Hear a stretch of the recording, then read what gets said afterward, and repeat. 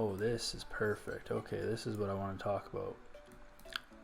So this AUS200 index here, you can see this massive bullish candle today come into this zone and completely get rejected. Granted, there is 9 hours left for it to close, but even yesterday it hit this area and rejected it as well. So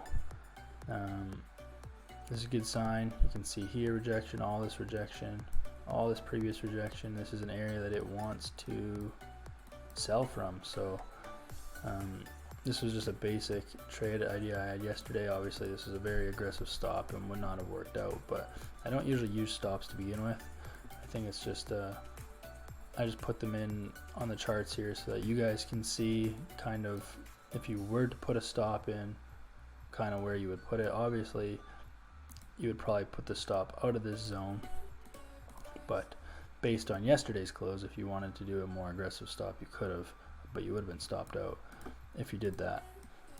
But I would just and again, I would have waited until, I wouldn't even have placed the trade until there was significant bearish momentum into the market. So this huge rejection is not enough yet. I need a big bearish candle to like engulf this one. I need like a big gray candle like that. So it probably wouldn't be today, it would be tomorrow, especially like to end the week. That would be a great sign, and then next week I would get into that trade. So, but it is setting up really nice. I'm gonna keep this marked. This is excellent.